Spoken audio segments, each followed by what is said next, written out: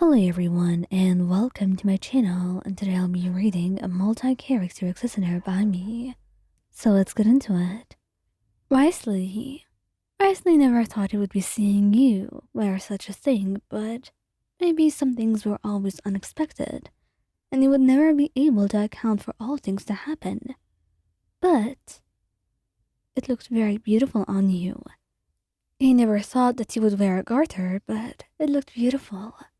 And most of all, the way it pinched your thighs and made them look all the more delectable. It made him want to bite them. It was a difficult task for him not to stare, and he found himself trying his best to resist, and yet, ultimately, he felt himself unable to. He didn't know what to do, or how to overcome this urge that has filled him. The only thing that he could do at this moment was stare. And you noticed, of course. You would always notice. And that's why, after a couple minutes of his staring, you went over to him and sighed softly, kissing him sweetly as you kept his face in your hands. Wriothesley, if you want to do something, how about you stop staring and actually get to it? I don't like when you stare so much.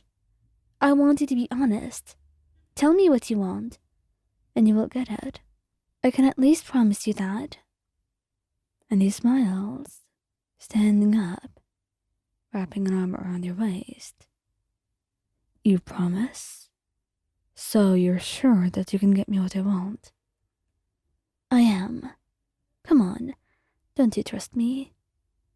I do, darling. I always will. But that's not what this is about. You don't even know what I want. Believe me, Wriothesley, I will always know what you want. There is no need to feel like that I won't. So whether you tell me or not, I'm sure I can give you whatever it is that you desire. You say, and it blushes, caught off guard by your forwardness. But it makes him want to do this even more. He wants to be with you and to be able to love you honestly. And that's why, in a moment, he's carrying you to the couch. And before you know it, he takes your leg in his hand and kisses around your garter as you laugh softly, shaking your head. Seriously, like it wasn't obvious. I knew you were going to do this. You've been staring at me for hours now. Well, not hours exactly, but it honestly felt like it. You say, and he chuckles, kissing your cheek before going back to round your garter on your thigh, and he leaves a bite, just the softest of ones, perhaps a warning of those to come, or just a sign that your little time that you were going to spend together was going to be a lot longer than you initially realized. Because no matter how much you knew about him, there were always some things that you were not going to tell right away. And that was perfectly fine, because you would know either way in the end.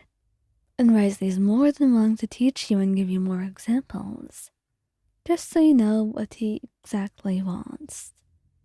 And you're more than willing to know that. Xiao never actually cared about what anyone else wore. He never did. He never would. It never mattered until it was you. And he felt like an utter fool who could be just distracted by anything. Anything as small and as simple as the garter. Seriously, what was wrong with his head? Why was he acting in this way? He has no idea, and you cannot quite explain it. His behavior puzzles him, because he doesn't understand where it comes from. And yet, he knows there is no fix for it.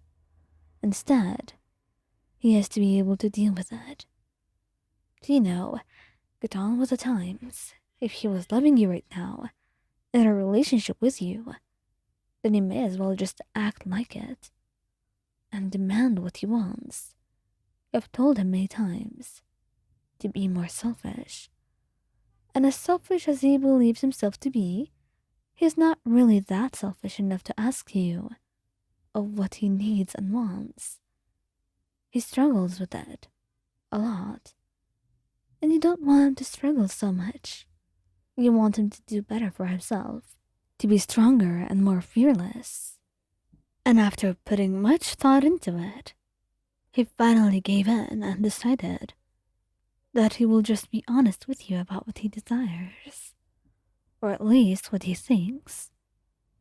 Lion, you look very beautiful wearing that garter. Oh, really, Xiao? Well, I'm glad you think so. I didn't know whether or not I should wear it, but I'm glad you like it. And you know what? I was thinking that maybe we should, you know, do something. Spend some time together since you seem to be a little bit more in the mood for that. You're trying to say that you noticed without being a little bit too forward about it. But he gets the picture. He's not really subtle a lot of the time. He doesn't know how to be, as much as he tries. And maybe that's a good thing about him. He doesn't know what you think, but in reality, it's one of the things that you love most about Xiao. His forwardness, even without meaning to be. And that's why you so easily lure him into your arms. And he puts a hand on your thigh, tracing the garter, and leaving soft kisses next to it. It's all he can do, really, without blushing a little bit more than red, because then he would explode, right? But your smile is enough. He can tell you love him and that you care about him, and that his acts are seen and his love is acknowledged. You care about him, and the way that he shows you how much he cares for you as well. And that is the most important thing between you two. There need be no other things between you. When his words could not convey his feelings, perhaps you would understand them automatically, with the way you seem to know your way around his heart and his mind. But when that failed too, Xiao would be sure to show you what he truly wants and feels, because it's his responsibility in the end, and it's one